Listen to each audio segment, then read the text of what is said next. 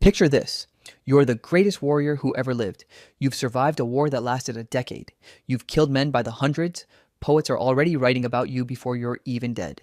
And then, a guy who's genuinely bad at fighting, hiding behind a wall with a bow and arrow, puts one shaft into the one part of your body that was never protected. That's it. That's the end of Achilles. Not a duel, not a final stand. An archer with a lucky shot and a god whispering in his ear. Oh, hey there, I'm your host, Dead, mildly disrespectful toward Bronze Age heroes, and back with something a little different today. Normally we talk about how you specifically are going to die. Today we're talking about how the biggest, strongest, most legendary men in Greek mythology died. Spoiler, almost none of them went out in glory. Most of them went out in ways that would make your worst day look like a vacation. Let's find out how being a legendary hero is apparently the number one risk factor for an embarrassing death. Before we get into the carnage, let's play a quick game.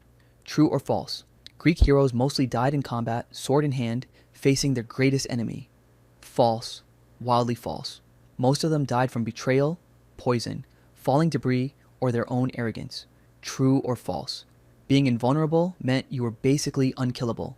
False again. Ask Achilles about that one. He had exactly one weak spot and someone found it.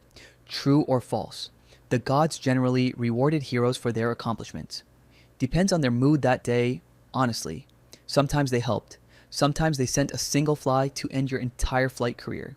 We'll get to that. Alright, let's actually break this down, because the pattern here is genuinely wild once you notice it. These aren't monster-slaying deaths. These are almost all deaths by domestic betrayal, structural failure, or someone's ego getting a little too big for the room. Start with Odysseus. 10 years fighting at Troy. 10 more years getting home, outsmarting Cyclopes, sea monsters, and an island full of angry suitors. The single cleverest man in the ancient world.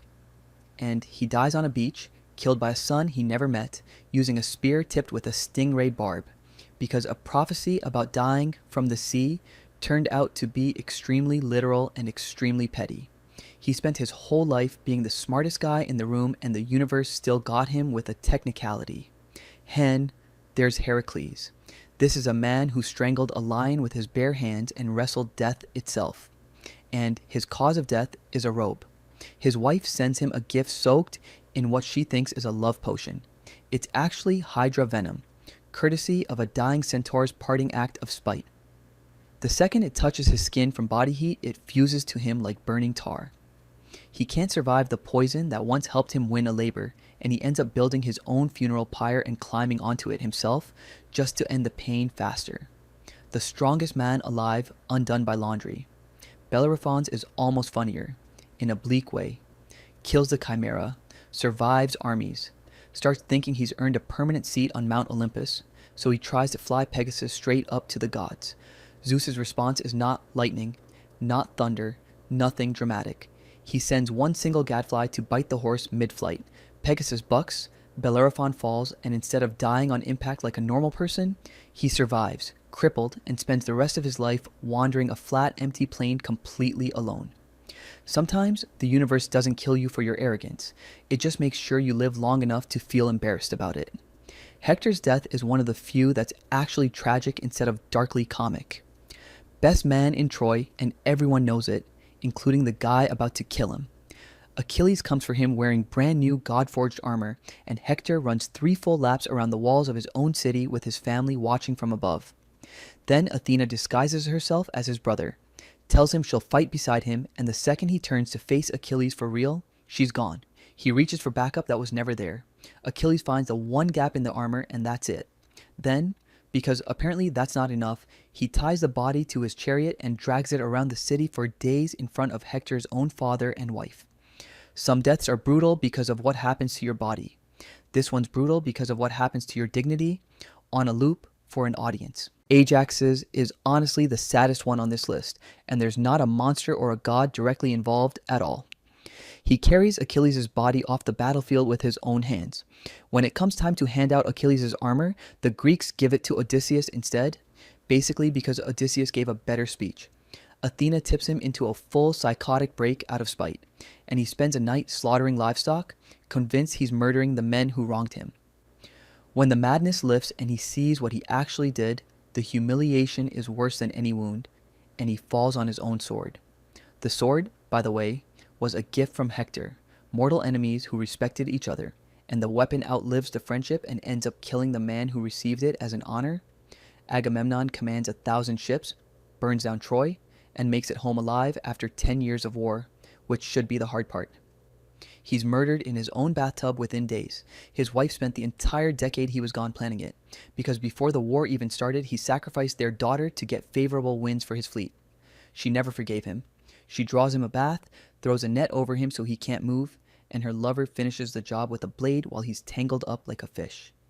The man who conquered the greatest city in the ancient world dies naked, wrapped in cloth in his own home by people who had a decade to get the timing right. Jason's is somehow even more deflating. Golden fleece, clashing rocks, a bronze giant, a dragon, and he survives every single one of those because Medea did the actual work. Then he dumps her for a political marriage, she murders his new bride and their own children in retaliation, and he's left with nothing.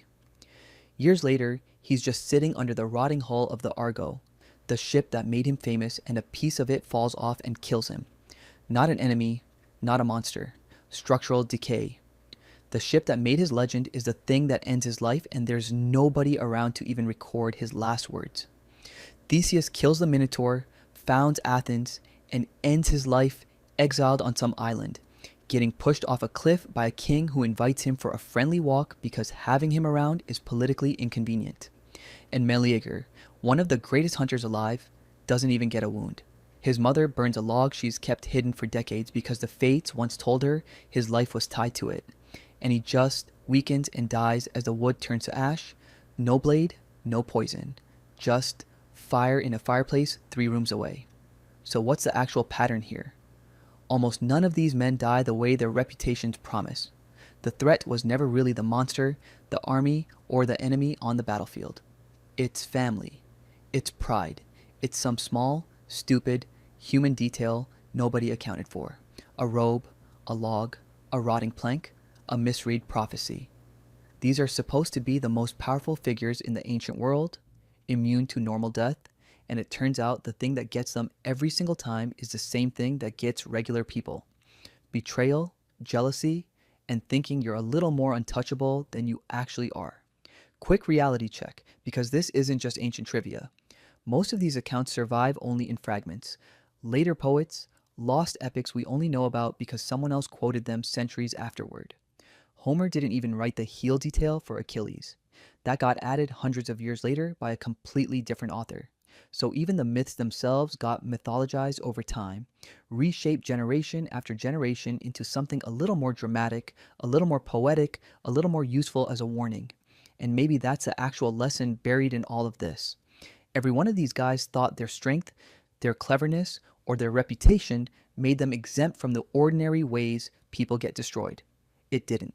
The greatest hero in the world can survive a war, a monster, a god's personal grudge, and still get taken out by a piece of wood, a bathtub, or a friend he never met. So maybe don't get too comfortable with whatever makes you feel untouchable. The Greeks already ran this experiment. Nobody's exempt. Got a way you want explained next? Drop it in the comments. I've apparently got the whole Greek pantheon's homework to get through, and I'm dead. I've got time.